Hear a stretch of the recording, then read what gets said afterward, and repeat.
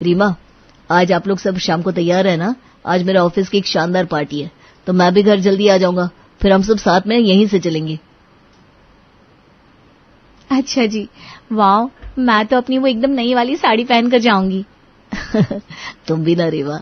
अच्छा सुनो, वो मम्मी पापा और मिनी को भी कह देना और उनको भी अच्छे से रेडी कर लेना।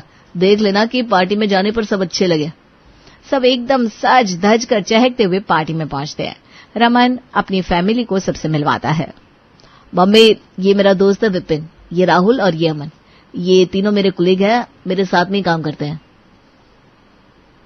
विपिन, राहुल, अमन, ये है मेरी मम्मी, मेरी वाइफ रीमा और मेरी बहन मिनी। सब आपस में एक दूसरे से मिलते जुलते हैं और खाना पीना खाते हुए डीजे, हल्ला गुल्ला, शोर शराबा एंजॉय करते हैं। तभी संगीता जी को खाना खाने के बाद रोज की तरह बड़े जोर की चाय पीने की तलब लगती है। अरे रीमा, मेरे लिए एक बढ़िया सी गर्मा गर्म चाय तो ले आ। जी माँ जी, अभी लाती हूँ। रीमा फटाफट से अपनी सासू माँ के लिए बढ़िया सी चाय ढूंढने जाती है, क्योंकि चाय की तलब खुद रीमा को भी लगी हुई थी।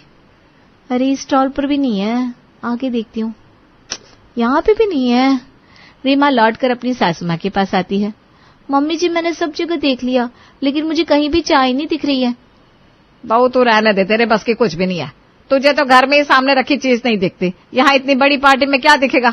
रुक, मैं अभी रमन को बोलकर मंगवाती हूँ। अरे भला इतनी बड़ी पार्टी में कैसे हो सकता है कि चाय ना हो?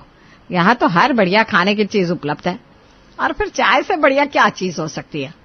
रीमा सासू माँ की बात सुनकर एक कोने में चुपचाप बैठ जाती है।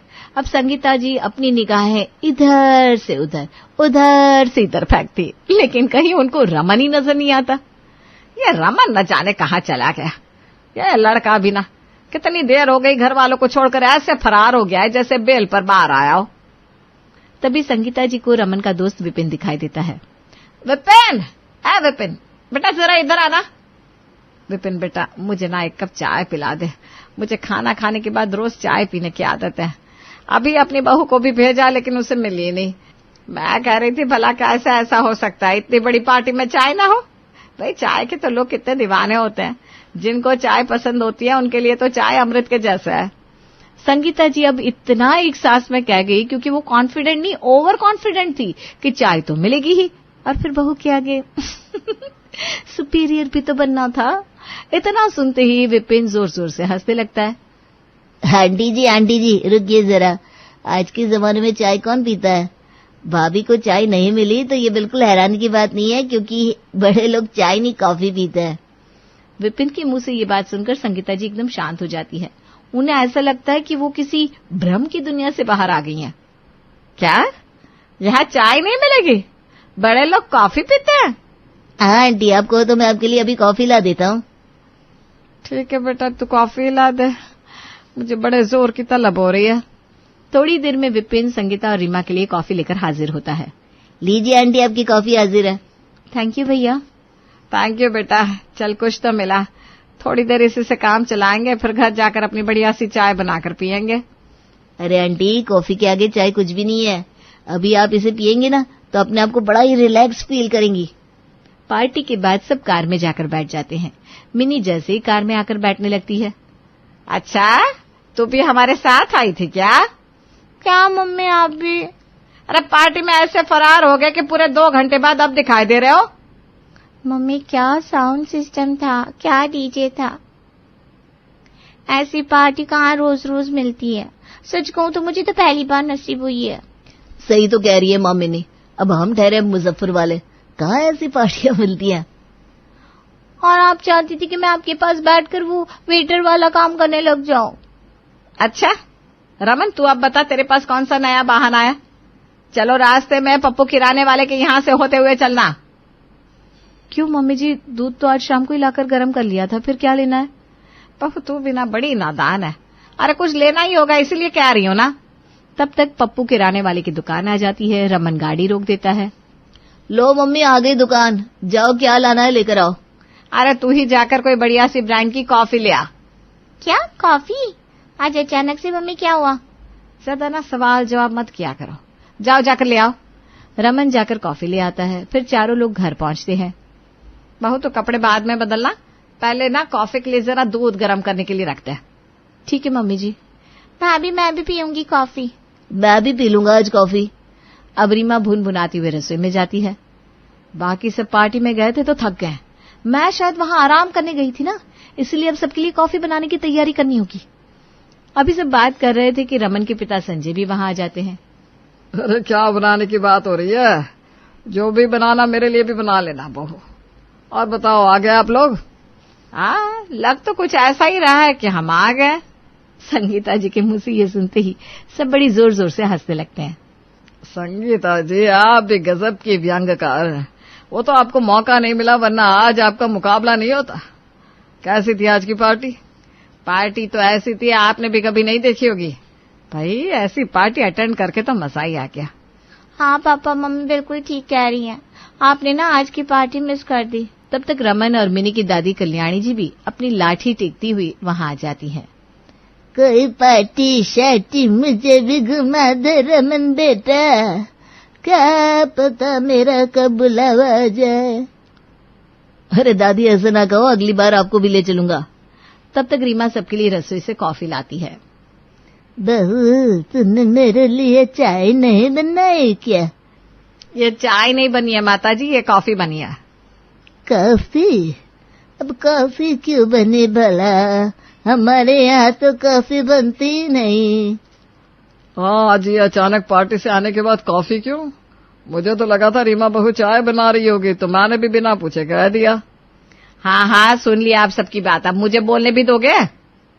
अब आज से हमारे घर चाय नहीं कॉफी ही बनेगी, क्योंकि बड़े लोग कॉफी ही पीते हैं। अच्छा जा बहू मेरे लिए बना ला एक कप, आज मैं भी जरा चख कर देखूं। लेकिन हुआ क्या मम्मी? अरे तेरे दोस्त से वहां पार्टी में चाय मांगी तो उसने मेरा ही मजाक बना दिया।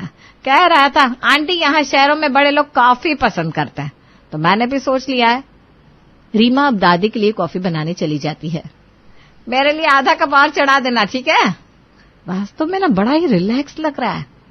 आधी कप मेरी भी। मेरे लिए भी। सबके मुंह से डिमांड सुनकर रीमा का पारा चढ़ जाता है। ये आज तक समझ में नहीं आया कि बहू को ही रामू काका क्यों बना दिया जाता है। अब फिर से सबके लिए कॉफी बनकर आती है। क्या कॉफी? हाँ वैसे बात तो सही है, कॉफी है तो बड़े लोगों की ही पसंद। कहाँ अभी तक हम चाय पर अटके हुए थे, अब मुजफ्फरनगर से गाजियाबाद आ गए, अब चाय से कॉफी ठीक है। ये सुनकर सब हंसने लगते हैं। हाँ बहू अब कल से हमारे घर में चाय बंद, अब बस कॉफी बनेगी। आफ्टर ऑल हमारे स्टेटस का भी तो सवाल है।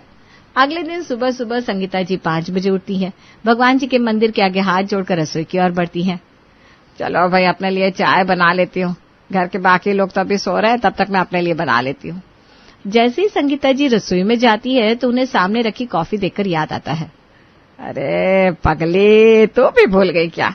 अब हमारे यहाँ कल से चाय बनना बंद हो चुका है, अब तो बस कॉफी ही बनेगी, कॉफी ही चलेगी। चलो कॉफी बनाते हैं। संगीता जी जैसे ही फ्रिज में झांकती है तो देखती है कॉफी के लिए दूध तो है नहीं। हे भगवान ये दूध कहाँ चला गया? कल ही तो शाम को 2 लीटर दूध लेकर रखा था, उसके बाद रात में सिर्फ कॉफी तो बनी है। ये बहू ने तो नहीं पी लिया सारा दूध। इंतजार करते करते 6 बज जाते हैं। अब संगीता जिसे बिना कॉफी के रहा नहीं जा रहा था, वो धीरे से बहू के रूम में नॉक करती है। अरे माँ देखो ना, इतने सुबह सुबह दरवाजा कौन खटखटा रहा है? मैं सो रही हूँ। और फिर जोर जोर से खर्राटे लेने का नाटक करने लगती है। तुम और तो क्या ना सियापे खत्म ही नहीं होते। रमन दरवाजा खोलता है।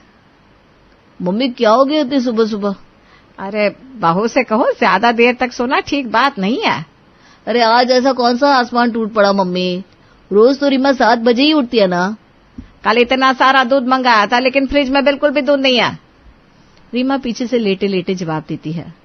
मैं यहाँ पतीला पेट से बांधे लेटी हूँ ना मम्मी जी। अरे वो सबके पेट में चला गया। ये कैसा बेतुका सा जवाब है बहू? मम्मी जी बेतुका जवाब नहीं है, कल रात में जो सबने डबल कॉफी पी थी ना, तो सारा दूध उसी में चला गया। तो क्या हम 2 लीटर दूध की कॉफी पी गए? हाँ जी मम्मी जी, क्योंकि कॉफी गाढ़े दूध की ही बनाई जाती है, चाय में तो आप फिर भी पानी डालकर बना सकते हैं। अच्छा ठीक है, थोड़ी देर इंतजार कर लेती हूँ।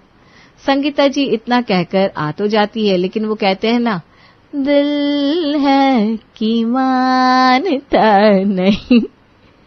लाओ मैं ही जाकर ले आती हूँ, 6 बजने को आया, पप्पू की दुकान अब तो खुली गई होगी। अब जैसे ही संगीता जी घर से बाहर निकलती हैं, कुत्तों के झुंड को देखकर घर के अंदर ऐसे भागती है जैसे साक्षात यमराज नजर आ गए हो। हे राम राम राम, आज तो मैं बच गई, नहीं तो जाने क्या होता। चलो अपने पतिदेव को ही जगाती हूँ, ये कब काम में आएंगे। सुनिए जी, आपने मेरे साथ 7 वचन लिए थे ना, जिन्हें मरने की कसमें खाई थी ना। अरे क्या हुआ संगीता जी, आज सुबह सुबह ये ब्रह्मास्त्र क्यों चलाया जा रहा है? अरे आप तो जानते हैं कि सुबह सुबह मुझे चाय की बहुत तलब रहती है। अब चाय तो हमने कल से पीना बंद कर दिया है, तो अब कॉफी पीनी है और उसके लिए ना दूध चाहिए। समझ गया जी, अब कही ना मुद्दे की बात। काय को अब शादी, 7 वचन और न जाने कहाँ कहाँ पहुंच जाती है। संगीता जी, उस बुरे सपने से मैं आज तक उबर नहीं पाया हूँ। क्या क्या कहा, फिर से बोलो। नहीं कुछ नहीं मोहतरमा जी, मेरे मुंह से निकल गई ऐसे ही। मुस्कुराते हुए संजय जी संगीता जी को शांत कर देते हैं और पप्पू किराना की दुकान से दूध लाकर संगीता जी को देते हैं। फिर संगीता जी अपने लिए कॉफी तैयार करती हैं।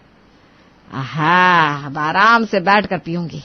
कुछ बात तो है कॉफी में, एक दिन में कुछ जादू सा हो गया है। अब जैसे ही संगीता जी कॉफी का पहला घूंट लेती है, वैसे ही उनका मुंह बन जाता है। वैसी नहीं बनी जैसी कल रीमा ने बनाई थी। चलो अब बहू को जगाई देती हूँ, वैसे भी अब 6:30 बज गए। ये कोई समय है क्या सोने का?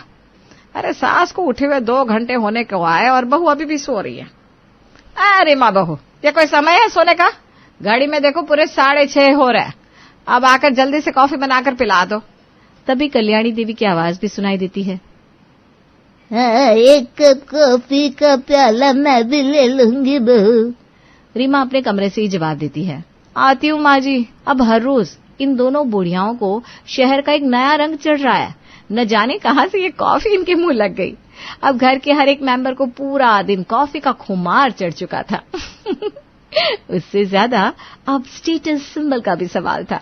आते जाते हर किसी ऐरे गहरे नत्थु खैरे को बस कॉफी ही पिलाई जाती। आखिर क्यों? क्योंकि भाई पता कैसे चलता कि अब राठी जी का परिवार गाजियाबाद में जो रहने आ गया है। अरे भाई, शहर वाले हो गए हैं अब राठी जी के परिवार वाले। संगीता जी, लगता है आपका ध्यान बिल्कुल भी घर पर नहीं है। क्या जी, ऐसा क्या गजब हो गया? अरे जहां हम पहले 2 लीटर दूध में अपना गुजारा कर लेते थे, वहां अब 4 लीटर दूध में भी खींचतान मच रही है। अच्छा, ऐसा क्या? आप न जाने कौन सी दुनिया में हो। अरे सुबह से 3री बार पप्पू किराने का चक्कर लगा चुका हूँ। लेकिन अब क्या करे, पानी मिलाकर कॉफी पीने में मजा नहीं आता। बात तो सही है, काफी गाढ़े दूध की अच्छी लगती है। तभी रीमा सबके लिए शाम की गर्मा गर्म कॉफी लेकर आती है। वैसे मम्मी जी, इसका एक इलाज तो है। बता भाई, नहीं तो ऐसे तो मेरे बेटे का 1 महीने का पूरा बजट हिल जाएगा। अब चाहे बजट हिले या गिरे, लेकिन मुझसे अब कोई उम्मीद ना रखना कि मैं दोबारा चाय पीऊंगी।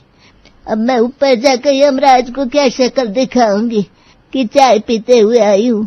वो मुझे फिर से गरीबों वाले डिपार्टमेंट में डाल देगा। अरे माताजी, आप जरा ठंड तो रखो, सुन तो लो रीमा बहू क्या कह रही है। बोलो बहू। अरे मैंने कई बार ऐसे मूवीज में लोगों को पानी वाली कॉफी पीते देखा था, तो मैंने कल सर्च किया। उसे ना ब्लैक कॉफी कहते हैं और वो बिना दूध की बनती है। क्या? बिना दूध का सुनकर सबकी आंखों की चमक बढ़ जाती है। अब सब बजट और स्टेटस दोनों को मेंटेन करने के लिए ब्लैक कॉफी पीना शुरू करते हैं। मम्मी, मुझसे नहीं पी जा रही है, बहुत कड़वी है। कर देना गरीबों वाली बात। अरे बड़े हाई प्रोफाइल लोग यही पीते हैं। मरता क्या ना करता। धीरे धीरे सब ब्लैक कॉफी पीने लगते हैं। तभी एक दिन मुजफ्फरपुर की ही रहने वाली संगीता जी की 2 सहेलियां कमला और विमला उनसे मिलने आती हैं। आओ आओ कमला विमला, बैठो, सुनाओ क्या हाल है अपने गांव के। अरे बहन संगीता, मुजफ्फरपुर गांव कब से हो गया? अब देखो कमला, साफ सीधी बात है, हमें तो अब गाजियाबाद के आगे मुजफ्फरपुर गांव ही लगता है। हाँ, देख रहे हैं हम तुम्हारा घर, बड़े ठाट बाट से रह रही हो। रीमा बहू, कमला और विमला के लिए बढ़िया सी ब्लैक कॉफी लेकर आओ। थोड़ी देर में रीमा उन तीनों के लिए ब्लैक कॉफी लेकर आती है। ये क्या भला है? अरे शहरों के बड़े लोग यही पीते हैं, अब तुम क्या जानो, जरा चक्कर देखो। कैसी होती है स्वाद में, मुझे तो पीने में भी डर लग रहा है। इससे अच्छा तुम चाय ही बनवा दो संगीता। देखो कर दी ना छोटी बात, अरे पियो तो सही। कमला और विमला दोनों ब्लैक कॉफी पीकर देखती हैं और दोनों के चेहरे के रंग उड़ जाते हैं। ये क्या है? इतनी कड़वी? अरे ये रॉयल टेस्ट होता है। अच्छा कहो तो दूध वाली कॉफी। इतना सुनते ही कमला और विमला इतनी फुर्ती से अपने चप्पलें अपने हाथ में उठाकर जो भागती है। सब ऐसे ही चलता रहता है। फिर एक दिन, रीमा सुनो, कल मेरे बॉस गाजियाबाद आ रहे हैं, तो मेरा मन है कि मैं उन्हें अपने घर इनवाइट करूं। तुम समझती हो ना, इसका बहुत असर पड़ सकता है। हाँ हाँ क्यों नहीं, आप जैसा कहो वैसा मैं सब रेडी कर दूंगी। हाँ हाँ बिल्कुल बुला ले बेटा। अगले दिन बॉस घर आते हैं, सबके साथ बैठते हैं और बातें करते हैं। रमन उनको ड्रिंक वगैरह ऑफर करता है लेकिन वो मना कर देते हैं। खाना वाकई में बहुत टेस्टी है। लेकिन आपने ये पालक पनीर और रायता तो लिया नहीं। आंटी जी, मैं बहुत लिमिटेड चीजें खाता हूँ। मेरी थाली में अगर एक दाल और एक सूखी सब्जी है तो बस इनफ है। मेरे लिए इससे ज्यादा थाली में मैं नहीं भरता, और मेरे घर पर भी बहुत लिमिटेड फूड बनता है। ये सुनकर संगीता जी और संजय जी को आश्चर्य होता है। जहां वो ज्यादा से ज्यादा वैरायटी बनाने पर जोर दे रहे थे, लेकिन ये तो बात ही उल्टी पड़ गई। खाना खत्म होता है और सब बैठकर बातें कर रहे थे कि तभी, रमन, मेरी बस एक छोटी सी डिमांड है। हाँ जी सर, बताइए ना। मुझे एक कप चाय चाहिए। बॉस के मुंह से चाय सुनकर सब एक दूसरे की शक्ल देखने लगते हैं। नहीं नहीं, अगर आप कहे तो हम आपको hot coffee, black coffee, cold coffee कुछ भी अवेलेबल करा सकते हैं। नहीं आंटी जी, मैं कॉफी का कभी हाथ भी नहीं लगाता। मुझे बस चाय चाहिए, वो भी थोड़ी मीठी। चाय तो आप लोग पीते ही होंगे ना? हाँ हाँ, हम लोग चाय तो पीते हैं। बहू, हम सबके लिए चाय बना लाओ। और फिर राठी निवास में आज महीनों बाद चाय बनाई जाती है, बॉस के जाने के बाद। ये कौन बुड़बक बकैती किया था, बड़े लोग चाय नहीं पीते, दिमाग का दही कर दिया पिछले 3 महीना से वो काला काला पानी पिलाकर। लाओ हमरे लिए आज एक लोटा भर कर चाय, हम चाय पिएंगे। ये तो संगीता जी का ही कहना था, उतर गया भूत। हाँ ठीक है ना, मैंने कहा था तो क्या मैं निर्मल बाबा हूँ जो मैं कहूंगी वही तुम सब मानने लगोगे? चलो बहुत हुआ लड़ाई झगड़ा, ये गर्मा गर्म चाय पियो। और उस दिन के बाद फिर से घर में चाय बनना शुरू हो जाती है। अरे ये जबलपुर की गर्मी ने तो परेशान ही कर दिया है। रसोई में खड़े हैं तो भी ऐसा लग रहा है कि नहा लिए हैं। सही कह रही हो जीजी आप, ये गर्मी में तो ऐसा लगता है बस अपने कमरे में बैठे रहे, कुछ काम ही ना करे।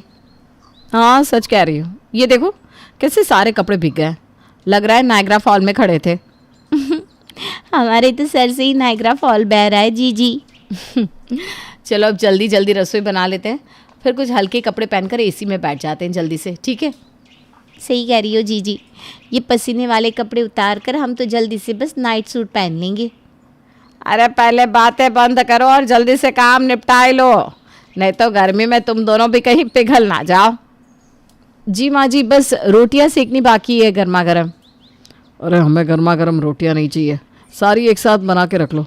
इतनी गर्मी में गरम गरम रोटियां खाकर ऐसा लगता है पेट में कोई आग जला रहा है। और नहीं तो क्या, ये तो शुक्र है कि हम दोनों के कमरे में एसी लगवा लिए, नहीं तो न जाने क्या हो जाता।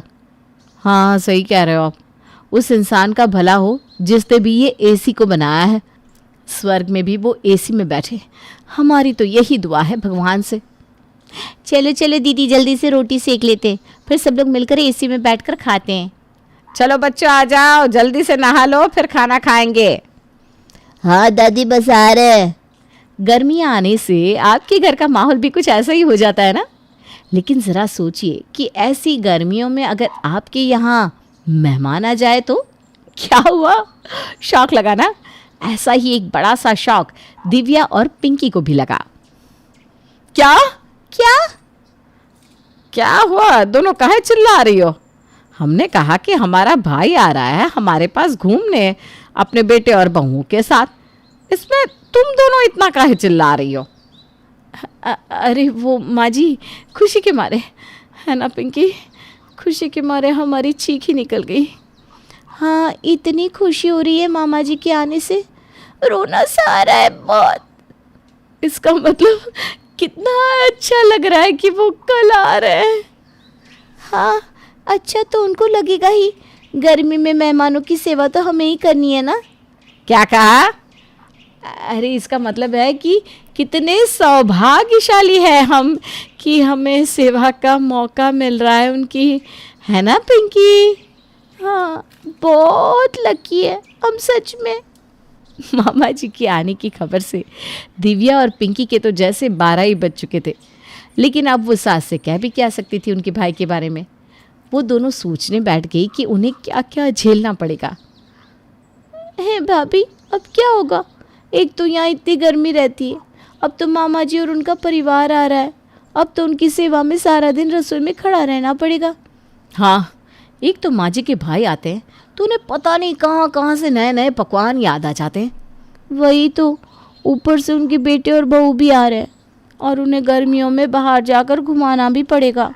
मैंने तो सोचा था इस बार गर्मियों में मैं कहीं बाहर नहीं निकलूंगी और बस घर में हल्के फुल्के कपड़े पहनकर आराम करूंगी। ये तो उल्टा ही हो रहा है। कपड़ों से याद आया, माँ जी ने कहा है कि जब मामा जी यहाँ हैं तब तक नई साड़ियाँ पहननी है हम दोनों को। मुझे तो अभी से खुजली हो रही है नए कपड़ों के बारे में सोचकर। दीदी, अब तो गर्मी है, शरबत, गोला, आइसक्रीम सब कुछ बनाना पड़ेगा। और वो भी घर में ही, क्योंकि मामा जी बाहर का कुछ खाते नहीं है। जी वो सब छोड़ो, सबसे बड़ी प्रॉब्लम तो अभी भी बाकी है। हाँ, हाय बाके बिहारी। आप भी सोच रहे हैं ना कि कौन सी सबसे बड़ी प्रॉब्लम? वो तो अभी पता चल जाएगा क्योंकि मामा जी पधार चुके हैं। अरे बस बस, खुश रहो दोनों बहुओं। अरे आओ आओ चंदन, कैसे हो तुम? बस जीजी हम बढ़िया हैं, आप सब कैसे हैं? अरे रिया आओ, जीजी के पैर छुआ, आओ आओ। प्रणाम बुआ जी। अरे खुश रहो खुश रहो। अरे बैठो बैठो। दिव्या, पिंकी, जाओ सबके लिए शरबत बना कर लाओ। अरे वो हम मामा जी, हम जानते हैं शरबत घर का ही है, हमने कल ही बना दिया, आप सबके लिए बनाया है। हाँ, इस शरबत में ना हमारा पसीना भी है। अरे चुप करना, माँ जी सुन लेंगे तो। अरे आकाश, वो हम सबका सामान कमरे में रख दो बेटा, जाओ। जी मामा जी। लो आ गई सबसे बड़ी मुसीबत। हमारा कमरा गया। हे भगवान, गर्मी में काहे इतना जुल्म कर रहे हैं आप? अब आपका कमरा तो गया जीजी, एसी भी गई, अब तो सबको एक ही कमरे में सोना होगा। हमारी एसी, हमारा कमरा। हिम्मत रखो जीजी, सब ठीक हो जाएगा। अरे शरबत लाई के नहीं? हाँ माँ जी बस आ रहे हैं। चल चल, ज़रा सोचिए कि आप धूप में चल रहे हो और आपसे कोई आपकी चप्पल ही ले ले तो आपको कैसा लगेगा? पैर जल जाएंगे ना। बस यही फीलिंग अब दिव्या और पिंकी को आ रही थी, क्योंकि एक तो उनका कमरा उनसे छीन गया था, दूसरा उन्हें गर्मी में सारा सारा दिन रसोई में खड़ा रहना पड़ रहा था। अरे चंदन, क्या खाओगे आज? आज मैं दिव्या और पिंकी से कहती हूँ कि तुम्हारी पसंद का खाना बना दे। क्या जीजी, हम कहाँ कुछ खाते हैं। हाँ जीजी, हमने तो गर्मियों में खाना ही कम कर दिया है। चलो अच्छा है, गर्मियों का कुछ तो फ़ायदा हुआ। अरे जो भी खाते हो वो बता दो, दिव्या और पिंकी दोनों बना लेंगी, तुम्हारे लिए बढ़िया सा खाना बनाएंगी। अरे ज़्यादा कुछ नहीं, हम तो छोले भटूरे खा लेंगे। हमें तो छोले बिना भारी हो जाते हैं, इसलिए हमारे लिए तो तुम भिंडी और आलू की सब्जी ही बना दो बेटा, हम उसके साथ रोटी खा लेंगे। हाँ, हम तो ज़्यादा खाते ही नहीं है, इसलिए हमारे लिए तो आप बस सलाद का रायता और चावल बना दीजिएगा, हम तो उसी में खुश हैं। बहुत सीधी है सच में हमारी बहू, किसी की नज़र ना लगी। हम तो आपको तकलीफ़ देना ही नहीं चाहते। चलो कोई तो है इनके घर में समझदार। हाँ सही कहा जीजी। हाँ, हमें बिल्कुल पसंद नहीं किसी को तकलीफ़ देना, इसलिए हमारे लिए तो बस पनीर की सब्ज़ी और नान बना दीजिएगा। हम तो कुछ भी रूखी सूखी खा लेते हैं, पेट भरना है बस। रूखी सूखी है क्या ये? इतना सब बनाने में तो पूरा दिन चला जाएगा और उसके बाद फिर शाम के नाश्ते और रात के खाने का वक्त भी हो जाएगा। तो क्या हुआ, बहू नहीं बनाना क्या खाना? अरे नहीं नहीं मामा जी, हम तो सोच रहे थे कि इतना कम है, आप सबको मीठा नहीं खाना? हाँ, अब इतना निचोड़ ही रहे तो मुंह मीठा करना तो बनता ही है। चलो ठीक है, अब तुम दोनों इतना कह रही हो तो रबड़ी और जलेबी बना देना मीठे में। वैसे जीजी मैं ना गर्मी में इतना ज़्यादा खाना खा ही नहीं पाता सच में।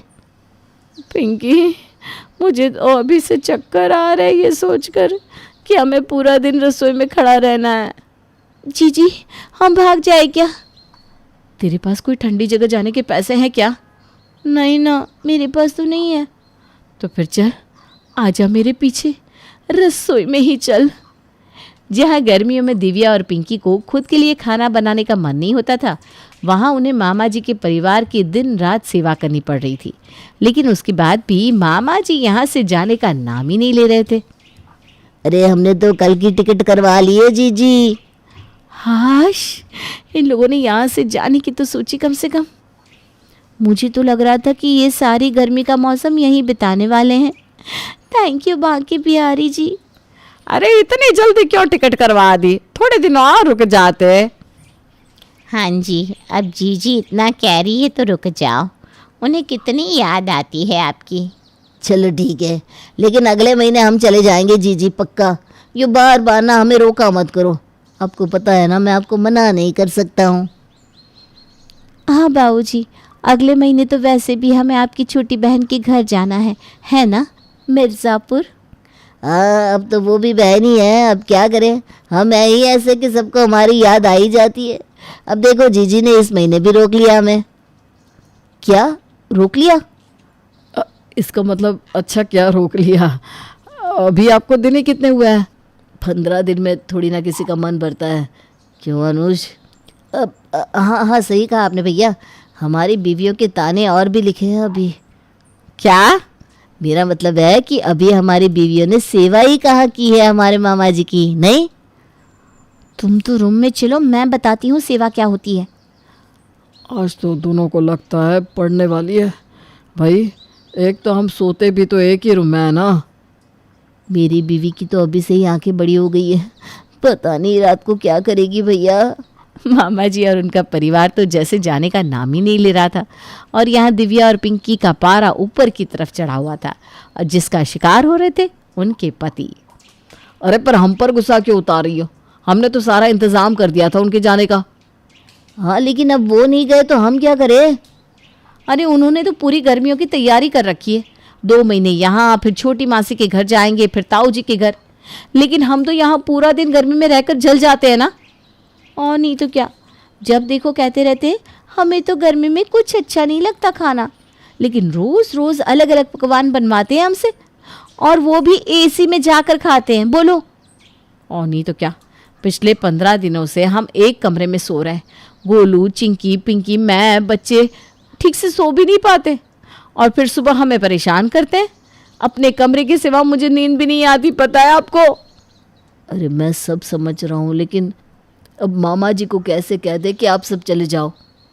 आपको पता नहीं, वो सब ना पूरा पूरा दिन एसी चलाते हैं, कमरे में नहीं होते तब भी एसी ऑन ही रखते हैं जिससे कमरा ठंडा रहे। इस बार देखिएगा कितना बिल आता है एसी का।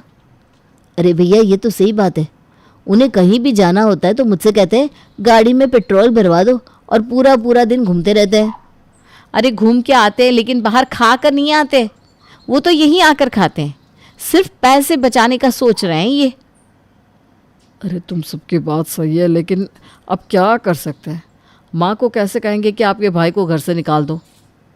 हाँ वो बात तो है, अब माँ को कहेंगे तो और ज़्यादा बवाल हो जाएगा। हे भगवान, कब जाएंगे ये लोग? इस चक्कर में हम दोनों देवरानी जिठानी को एक ही बिस्तर पर सोना पड़ रहा है। सबको पता था कि मामा जी और उनका परिवार क्या कर रहा था, लेकिन अब उन्हें कह भी कौन सकता था। अगर उनकी बहन को कहते तो झगड़ा तो होना ही था, पर यहाँ अब दिव्या और पिंकी की सहन शक्ति भी खत्म होने को आई थी, और ऊपर से गर्मी थी कि जाने का नाम ही नहीं ले रही थी। अरे मैं ये कह रहा था दिव्या बहू कि आज मलाई कोफ्ता बना देती तो मज़ा आ जाता। हमारे लिए तो तुम पनीर की सब्जी ही बना दो बस। हाँ हाँ क्यों नहीं मामा जी, आप सबके लिए आज स्पेशल बनाएंगे, सब कुछ स्पेशल। लेकिन क्या है ना, आज घर में कोई सब्ज़ी नहीं है। और पनीर भी नहीं है, मलाई भी नहीं है, तो अब क्या करें माँ जी? अरे आकाश और अनुज भी दुकान चले गए हैं, अब क्या करेंगे? कोई बात नहीं बहू, हम है ना, हम ले आते हैं सामान। आप ले आएंगे मामा जी सामान? हाँ हाँ, क्यों नहीं, हम भी तो इस घर के सदस्य ही हैं भाई। हाँ भैया, लेकर आओ, जाओ, ये लो पैसे। अरे माँ जी, मामा जी को आप पैसे देकर शर्मिंदा क्यों कर रही हैं? भाई तो हमेशा ही बहन को देता है, क्यों मामा जी? अब अरे हाँ हाँ जीजी, हमें जैसे पराया मत करो, ये छोटा मोटा खर्चा तो हम यूं ही कर लेंगे। लाओ, हम सामान ले आते हैं। मामा जी 1 मिनट, ये रही लिस्ट। इतनी बड़ी लिस्ट, इसमें तो मेरे 2000 रुपये खर्च हो जाएंगे, लेकिन अब क्या कर सकते हैं, बोल दिया है तो। क्या हुआ मामा जी, कुछ भूल तो नहीं गए ना हम? कुछ और भी लिख दूं? अरे नहीं नहीं नहीं नहीं, हम ले आते हैं सामान। चंदन पूरे 2000 का सामान ले आया, जिससे अब उसके मुंह से निवाला ही नहीं उतर रहा था, लेकिन वो करता भी क्या, पैसे मांग भी तो नहीं सकता ना। मामा जी सच में क्या सामान लाए हैं आप? बिल्कुल चुन चुन के लाए हैं सब कुछ माँ जी। अरे मेरा भाई है ही इतना होशियार, क्या चंदन? हाँ माँ जी, सच कहा आपने, मामा जी तो बहुत होशियार है सच में। मामा जी, आपका खाना हो गया हो तो आज आपके रूम की एसी की सर्विस करने कारीगर आया है।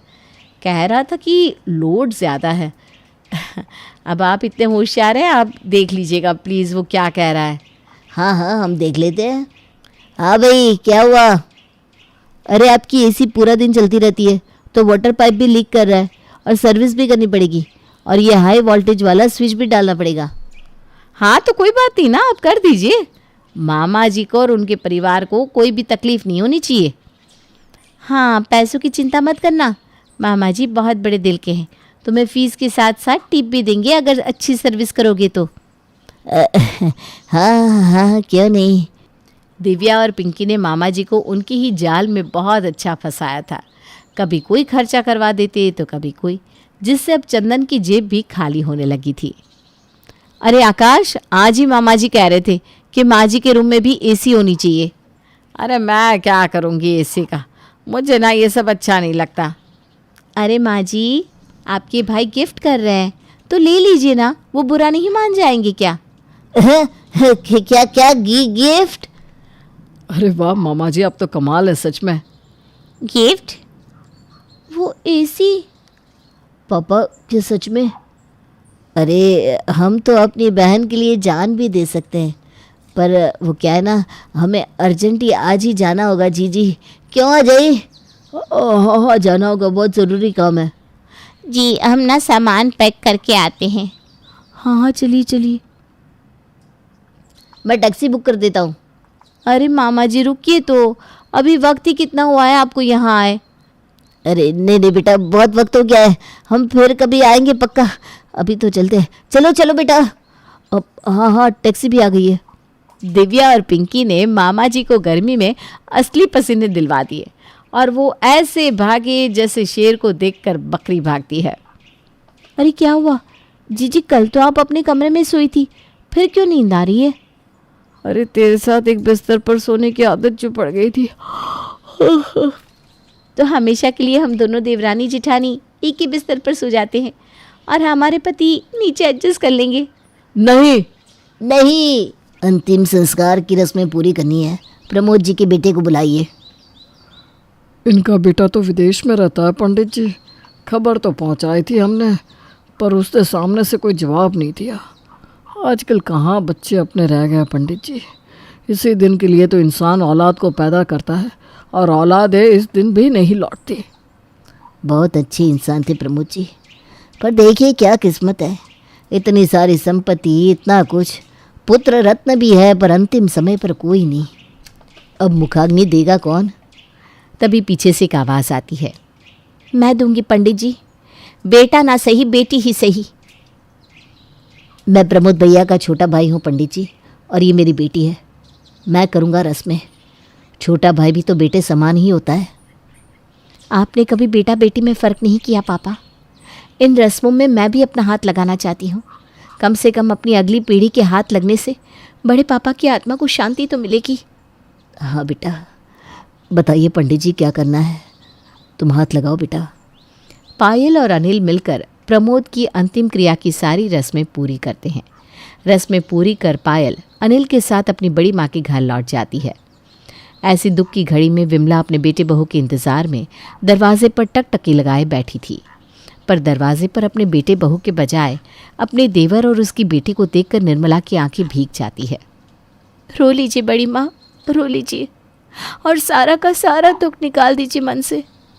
बड़े पापा शुरू से ही ऐसा करते थे, हमेशा से सारी चीज़ें उन्होंने आपको बिना बताए की। आज भी बिना बताए चले गए ना। उन्होंने तो मुझे जिंदगी भर का दुख दे ही दिया है पायल बेटा। कलेजे पर पत्थर रख कर गया है वो मेरे, जिसके वजन के तले पूरी जिंदगी बितानी है मुझे। पर मेरी आंखें उस बात से नहीं भीगी।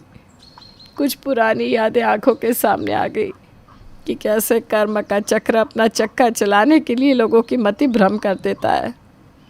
क्या मतलब बड़ी माँ, मैं समझी नहीं। ये कहानी है दो बहुओं की, सीमा और निर्मला।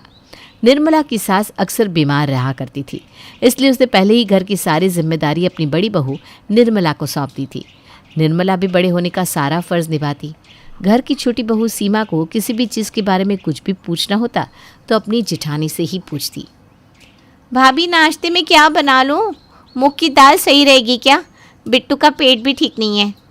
हाँ सीमा, यही ठीक रहेगा। तुम मूंग की दाल बना ले, एक भिंडी की सब्जी बना ले और मैं रोटियां सेक दूंगी। नहीं नहीं भाभी, आप क्यों सेकेंगी रोटियां? आप जाइए बिट्टू और पिंकी को संभालिए, मैं हूँ ना, रसोई देख लूँगी। अरे पिंकी को क्या संभालना है, बच्ची नहीं है, वो 8 साल की हो गई है। बिट्टू तो बेचारा छोटा है, ऊपर से उसकी तबीयत भी ख़राब है। मैं जाती हूँ उसके पास, पिंकी को रसोई में भेज देती हूँ, थोड़ा बहुत काम करवा ले उससे। अभी से आदत रहेगी तब तो ससुराल जाकर घर संभाल पाएगी। दुनिया की यूँ तो सबसे बेस्ट जिठानी है आप भाभी, पर आपकी ये बात ना मुझे कभी समझ में नहीं आती। क्या बेटा क्या बेटी, सब एक बराबर ही होता है। एक बराबर होते तो अनिल के साथ तू ब्याह कर इस घर में नहीं आती, अपने साथ अनिल को ले जाती। पर ऐसा हुआ नहीं, हुआ ना। समाज कितना भी आगे बढ़ जाए, ब्याह कर तो लड़कियों को ही अपने ससुराल जाना पड़ता है। आज तेरा भाई है तो तेरे माँ बाप की सेवा हो जाती है, वहीं अगर तेरा भाई ना होता तो तू जा पाती क्या अपने ससुराल? नहीं ना, बहुत अंतर होता है बेटा बेटी में। समझ जाएगी तू धीरे धीरे। चल अब नाश्ते की तैयारी कर, बीच में अगर बिट्टू मुझे आने दे तो मैं रसोई में आती हूँ। अरे भाभी, ये घर तो हम दोनों का है ना, अब रसोई में आप रहो या मैं, बच्चों को मैं संभालूँ या आप, क्या फ़र्क पड़ता है? बच्चे तो हमारे घर के ही हैं और रसोई भी हमारी ही है। और हाँ, पिंकी को भी रसोई में भेजने की कोई ज़रूरत नहीं है, बच्ची है बेचारी, जल बल जाएगी।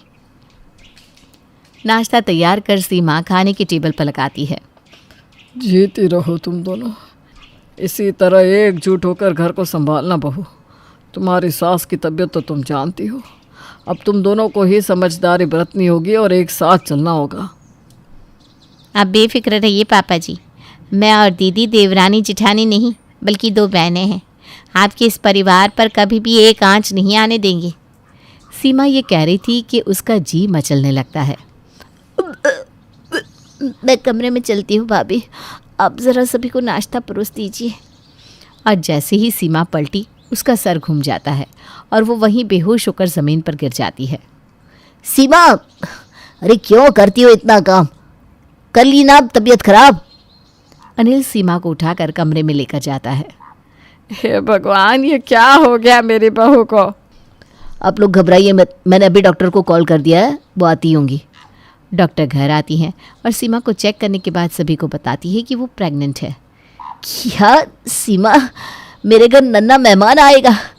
तुम सच में देवी हो, तुमने मुझे बाप बनने का सुख दिया है। चलो बस यही कमी थी घर में। अब भगवान मुझे मेरे दूसरे बेटे के भी बच्चे का मुंह दिखा दे, फिर किसी चीज़ की तकलीफ नहीं रहेगी। पहले ही पग में लड़का हो जाए तो इससे अच्छा तो कुछ नहीं है मम्मी जी। पहली बार में ही किस्सा ख़त्म, फिर दूसरा ट्राई करने की ज़रूरत भी नहीं पड़ेगी अनिल को। नहीं मम्मी, बिट्टू मुझे बहुत मारता है, मुझे बहन चाहिए। फिर बड़ों के बीच में मुंह खोला तूने, थू कर। तेरी बोली लग गई और सीमा को बेटी हो गई ना, तो बेचारी को फिर बेटे के इंतज़ार में और समय देना होगा। अपनी देवरानी की दुश्मन नहीं हूँ मैं। अब से जब भी भगवान के हाथ जोड़ेगी तू तो भगवान से यही मांगना कि भगवान जी चाची को एक बेटा ही देना, उसे मैं राखी बांधूंगी। क्या भाभी, किन बातों में पड़ गई आप, छोड़िए ना। सही कहा सीमा तूने, ये तो जश्न का समय है। रुक तू, मैं अभी रसोई से मिठाई लेकर आती हूँ और सभी का मुंह मीठा करवाती हूँ। निर्मला मिठाई लाकर सभी का मुंह मीठा करवाती है। सभी बड़े खुश थे। अगली सुबह कुछ अच्छा महसूस ना करने के कारण रोज़ सुबह 7 बजे उठने वाली सीमा 9 बजे तक कमरे से बाहर नहीं आती। कुछ देर बाद सीमा की आँख खुलती है और वो देखती है कि उसे उठने में काफ़ी देर हो गई है। हे भगवान, 7 बज के, भाभी ने मुझे उठाया क्यों नहीं? सारा काम उन्हें अकेले करना पड़ा होगा। मैं अभी बाहर जाती हूँ। जैसे ही सीमा तैयार होकर कमरे से बाहर निकलती है, वो देखती है कि किसी औरत के साथ निर्मला बातें कर रही है। देख, महीने के 3,000 यही फाइनल है, कपड़ा, बर्तन और झाड़ू पोछा। आप काम वाली रख रही हैं भाभी? क्या ज़रूरत है काम वाली की? काम ही कितना है घर पर। मेरी तबीयत ख़राब नहीं है, वो न जाने क्यों बहुत थकावट सी महसूस हो रही थी। पता ही नहीं चला कि 9 बज गए। मैं तेरी जेठानी हूँ, तू मेरी जेठानी नहीं है। हाँ, ज़्यादा तेज़ मत बन। मुझे पता है मैं क्या कर रही हूँ। तू जा, आराम से कमरे में जा। मैं अभी तेरे लिए दूध और छुआरा लेकर आती हूँ। अच्छा खाएगी तो बच्चा भी रिष्ट पुष्ट होगा। निर्मला अपनी देवरानी का बहुत अच्छे से ख्याल रखती और उसे कोई काम नहीं करने देती। एक शाम निर्मला बाजार जाती है और बाजार से छोटे से लड्डू गोपाल जी अपने घर लेकर आती है। ये ले सीमा लड्डू गोपाल जी, मैं तेरे लिए लेकर आई हूँ। भगवान करे इनके जैसा ही एक नटखट गोपाल तुझे भी हो जाए। जब मैं दूसरी बार पेट से थी ना, तो मेरी माँ ने मुझे लड्डू गोपाल जी दिए थे, और देख कैसे मुझे फट से बिट्टू हो गया। क्योंकि वो भगवान की इच्छा थी भाभी। मुझे भगवान को अगर बेटी देनी होगी तो मुझे बेटी ही देंगे। और मुझे ना सच में फ़र्क नहीं पड़ता, बेटा हो या बेटी, जो भी होगा मुझे, उस बच्चे को मैं दोनों ज़िंदगी जीना सिखाऊंगी, घर संभालना भी और समाज में अपनी प्रतिष्ठा कायम करना भी। इसी तरह दिन बीत जाते हैं और 9 महीने पूरे हो जाते हैं और सीमा एक बेटी को जन्म देती है। कोई बात नहीं, उदास होने का क्या है। लक्ष्मी हुई है लक्ष्मी, अगली बार देखना तुझे बेटा ही होगा सीमा। मैंने ऑपरेशन करवा लिया है भाभी, दूसरा बच्चा नहीं चाहिए मुझे। क्या बहू, तूने हमसे पूछे बिना ऑपरेशन क्यों करवा लिया? भगवान ना करे अगर आगे चलकर तेरी बेटी को कुछ हो गया तो फिर कर पाएगी क्या तू बच्चा? अरे कम से कम दूसरा बच्चा तो होना ही चाहिए। मेरी किस्मत में बच्चों से बिछड़ना लिखा होगा मम्मी जी, तो मैं 10 बच्चे भी पैदा कर लूँगी तो भी वो मुझसे बिछड़ ही जाएंगे। न जाने ये आजकल की लड़कियों को क्या हो गया है। क्यों जिद कर रही हो सीमा तुम? मुझे तो समझ में नहीं आ रहा क्या होगा आगे।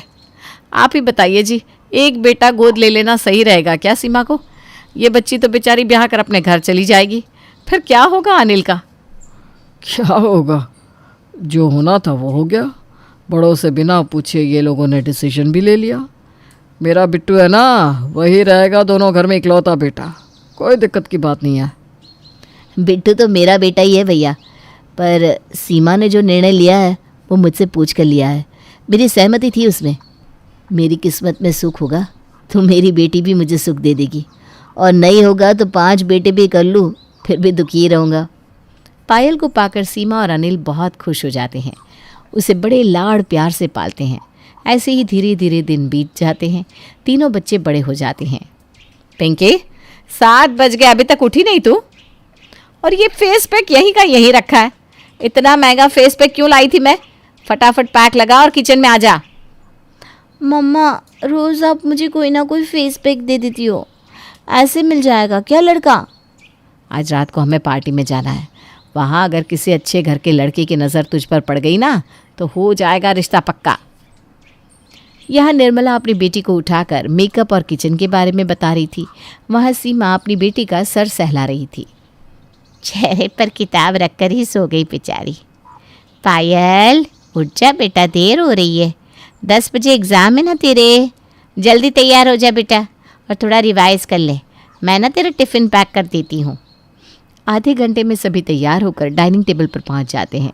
कान में म्यूज़िक सुनता हुआ बिट्टू बाहर से अपने घर आता है और सीधा खाने के टेबल पर बैठ जाता है। पिंकी सभी को नाश्ता परोसती है। पूरी रात कहाँ थे तुम बिट्टू? ये क्या हरकत हुई? रात भर घर पर नहीं रहना। वो चाची मम्मी को पता है। हाँ सीमा, मुझे पता है, वो मुझे बता कर गया था। अब पढ़ता है बेचारा अपने दोस्त के घर जाकर, तू ना फिक्र मत कर। ये बहुत गलत कर रही हैं आप भाभी, एक ही घर में दोनों बच्चों में इतना भेदभाव। निर्मला अपने बेटे को सर पर चढ़ा कर रखती और बेटी को एक शब्द भी बोलने नहीं देती। दिन भर बस पिंकी रसोई में ही अपना वक्त बिताती। उसी रात निर्मला पिंकी के साथ एक फंक्शन में जाती है। एक लड़का पिंकी को पसंद कर लेता है और बिना कुछ ज़्यादा सोचे समझे निर्मला पिंकी की शादी की तैयारी में लग जाती है। मम्मी, पिंकी जैसी भी है पर है तो मेरी बड़ी बहन ना। वो चली जाएगी तो मेरा मन कैसा लगेगा। मैं बहुत डिप्रेस्ड फील कर रहा हूँ मम्मी, इसलिए मैं सोच रहा था कि उसकी विदा होने के बाद मैं एक फॉरेन ट्रिप करके आ जाऊँ। अरे मेरा बच्चा, बिल्कुल जा बेटा। पिंकी की शादी हो जाती है, पर बिट्टू को तो ज़रा भी फ़र्क नहीं पड़ता। उसे तो बस विदेश जाने का बहाना चाहिए था। बस कैसे भी करके एक बार इस नए देश में अपने पैर जमा लूँ, फिर कभी वापस घर नहीं जाऊँगा। अंजलि, आई प्रॉमिस यू, फिर तुम्हें कभी चूल्हा चौका और किचन नहीं देखना पड़ेगा, ना साड़ी पहनने की झंझट, कुछ भी नहीं। सिर्फ मैं और तुम और हमारी छोटी सी दुनिया। निर्मला को अपनी बेटी पर बहुत घमंड था, पर वो तो विदेश में अय्याशियों में डूबा पड़ा था और यहाँ दूसरी तरफ पायल जी जान से पढ़ाई कर रही थी। एक दोपहर, मम्मी कहाँ हो? यू नो व्हाट, एक मल्टीनेशनल कंपनी में मेरी प्लेसमेंट हो गई है। 50 लाख रुपए सालाना, सेटल हो गई मम्मी मैं तो। किस बात की खुशी मनाएगी तेरी माँ? कितनी मेहनत की उसने तुझे काबिल बनाने में, कितने दिन ही तेरे पैसों का सुख भोग पाएगी वो। जिस दिन तेरी शादी होगी तू तो चली जाएगी, फिर तेरे पैसे तो तेरे सास ससुर को मिलेंगे ना, वो भी तब जब वो तुझे काम करने दे। इस बारे में मैंने पहले ही सोच लिया था बड़ी माँ। मेरी लाइफ में एक लड़का है, उसकी भी मेरे साथ ही प्लेसमेंट हुई है। हम दोनों ने ये तय किया है कि अगर हम शादी करेंगे तो एक ही बिल्डिंग में आमने सामने की 2 फ्लैट्स ले लेंगे, क्योंकि मैं और करण तो ऑफिस में रहेंगे। हमारे पीछे हम दोनों के पेरेंट्स एक दूसरे के साथ बातें करके अपना वक्त बिता पाएंगे। काम के लिए घर पर नौकर और कुक रख लेंगे। Problem solve. तुमने बोल दिया और मैंने मान लिया। इतना आसान है क्या? यहाँ पिंकी के ससुराल वाले तो उसे अपने मायके आने ही नहीं देते, और तू नया संसार बसाकर मम्मी को साथ में रखेगी। पूरी बात तो फिर आपको भी पता नहीं है बड़ी माँ, और पता भी कैसे हो? आपने कभी पिंकी से उसके मन की बात पूछी नहीं? बहुत अत्याचार होता है उसके ससुराल में उसके साथ, और वो बेचारी कुछ बोल भी नहीं पाती। बोलेगी भी कैसे? आपने उसे कभी बोलना सिखाया है क्या? अब उसका घर वही है, जो उसका पति कहे, जो उसके सास ससुर कहे, वही मानना उसका धर्म है, और उसके साथ जो भी हो रहा है वो उसकी किस्मत। निर्मला तो अपनी बात से टस की मस नहीं होती। दिन बीतते जाते हैं। कुछ कुछ दिन में बिट्टू अपने घर वापस आता और फिर किसी बहाने वापस विदेश चला जाता। फिर एक दिन, मम्मी, मैंने खास काम सेट कर लिया है विदेश में, पर बीच में कुछ पैसों की ज़रूरत पड़ आई है, तो हमारी जो ज़मीन है उसे बेच कर क्या तुम मुझे कुछ पैसे दे सकती हो? मैं वादा करता हूँ मम्मी, 6 महीने के अंदर वो पैसे लौटा दूंगा। उसके बाद तुम्हें और पापा को लेकर विदेश उड़ जाऊंगा मैं।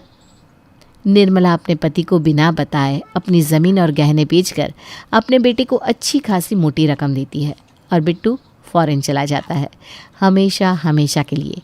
यहाँ पायल की भी शादी हो जाती है और वो अपने माँ बाप को लेकर बेंगलुरु शिफ्ट हो जाती है और दोनों देवरानी जेठानी पहली बार अलग अलग हो जाती हैं। पापा, मैं ऑफिस के लिए निकल रही हूँ, आप प्लीज़ मम्मी को उठा दीजिएगा, उन्हें आज किटी पार्टी में जाना है ना। हाँ बेटा, तो आराम से जा, मैं उन्हें उठा दूंगा। जैसा सपना पायल ने देखा था, हूबहू वैसा ही आशियाना उसने बना लिया था। वो एक फ्लैट में अपने मम्मी पापा को रखती है और सामने वाले फ्लैट में अपने सास ससुर के साथ खुद रहती है। एक कदम पर मायका तो दूसरे कदम पर ससुराल। तीनों वक्त का खाना दोनों परिवार साथ ही खाते। अपनी बेटी की शादी के बाद अनिल और सीमा को एक पल के लिए भी ऐसा नहीं लगा कि पायल की शादी हो गई है, और बुढ़ापे के कारण परिवार वालों को भी अच्छे दोस्त मिल गए थे। सीमा और निर्मला अब अलग अलग शहरों में रहने लगी थी। फ़ोन पर कोई किसी से कितनी ही बात कर लेता, अब बातें होती भी तो बस हाय हेलो।